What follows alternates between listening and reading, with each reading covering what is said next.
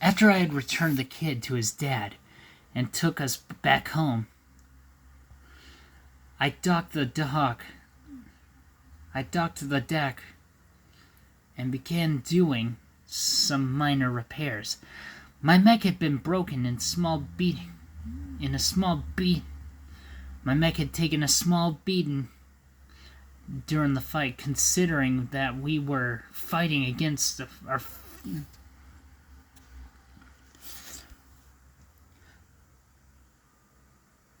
considering that we were fighting against 4 freaking people at once. Probably not a great idea on my end. But hey, it worked.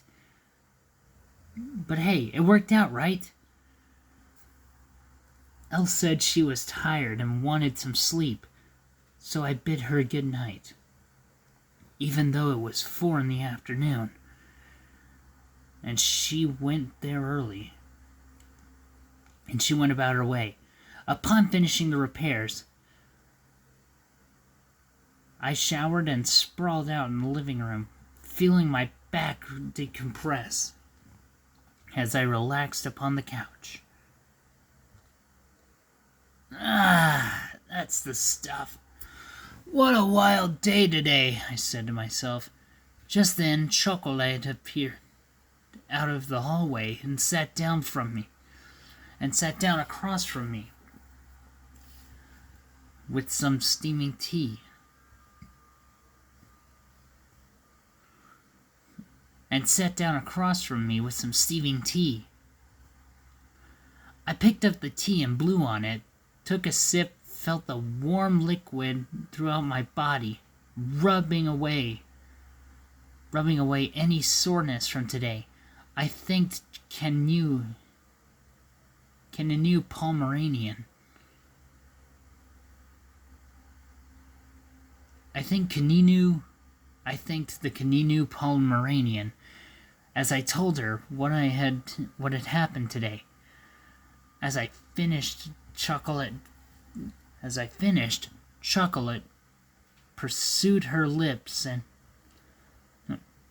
pursed her lips and put her hand to her chin and thought. So my hunch was correct. There was something wrong.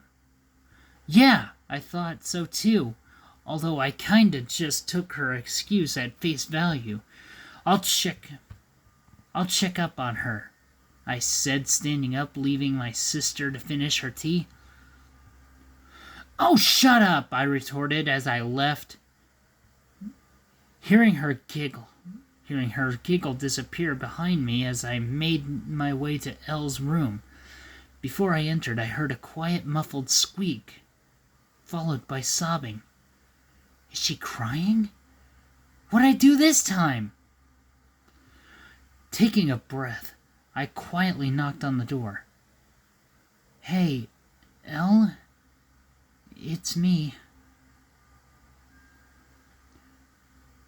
Damn it! It really was me. What the hell did I do?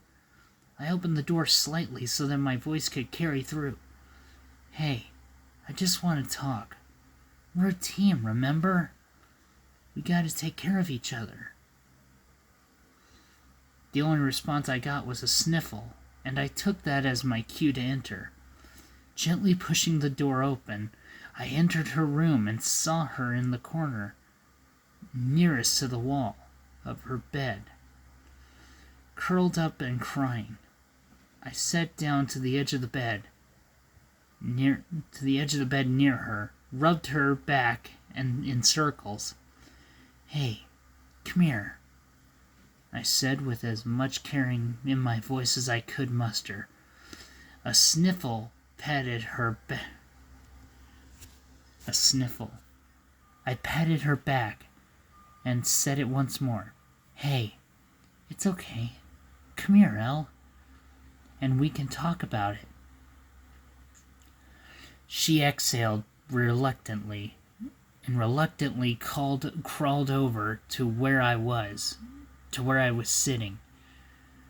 I turned toward her and she buried her face in my chest, sobbing louder than before. The tiny Felinico shuddered with every breath she took in and wailed with every exhale that came out. I'm not typically very emotionally intelligent. I'm as clueless as a pirate with 2 eye patches. But sitting here and letting this girl cry into me, I could feel a lot of weight behind her tear that rolled down her cheek. After a few minutes of this, her crying became quieter and the sobs further apart. Are you ready to talk? She nodded into my chest, pulling herself away from me, taking a shaky breath, and wiped her eyes and nose with her hand. Right out of the gate, she was already sideswept with me. She already sideswept me with a battering ram. How do I respond to that? I kept silent, waiting for her to continue. Yeah, I said, remembering the right and Lyra's. I nodded, stroking her head. At the end of her ramble, she trailed off and put her forehead against my chest. I finally put the puzzle together. The sacrifices of that cult we took out today reminded her of everything, and now she feels awful again. I began stroking her head as I considered my words. Elle was silent as she took my words to heart. But what did I do? No, tell me, I said gently at the top of her head. I said gently into the top of her head. Feelings? What? I began. I was taken aback and didn't know how to react at all. I haven't dealt with this woman very much in my life, other than those at the orphanage and Chocolate. So this was completely new to me. Reflecting backwards, I asked myself at that moment, what to do? What do I really feel about her? Was this what all this time spent adventuring together was leading up to? I thought about it. I thought about all that we've been through and all of the little moments that we've had together. I thought about what she really meant to me, and as I gazed upon the Felinico in my arms, I knew exactly how to respond at that moment. I love you too, Elle. I don't know how it took me this long to realize it, but I love you. I always have. You're going to be worthy of me. You're always going to be worthy of me.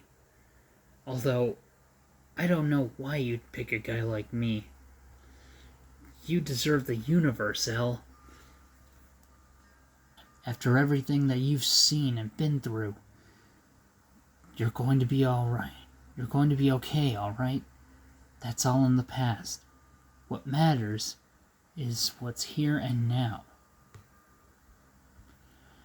Elle sniffled and clung on to me even tighter. When I returned the embrace, there wasn't anything I wanted more than at this moment, than to shield this quivering kitten from her inner demons. You mean the world to me. There's nothing I wouldn't do to protect you. As I said those words to her, I felt my heart race, hoping that I had done good and said the right thing. She drew herself away from me and looked at me in the eyes. Suddenly she pushed me over, and I was lying flat on my back on her bed. Then she unceremoniously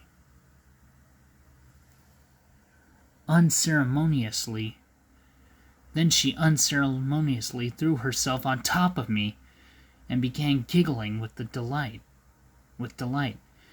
Elle snaked her arms around under my neck, and then she buried her face in the crook of my neck. I could hear her muffled voice as she spoke to me one more time. Laughing, I wrapped my arms around her as I became more aware of the comforting weight of her body on top of mine. She sighed, satisfied that I had done what she had asked. I closed my eyes, basking in her presence, and I knew that everything was going to be okay.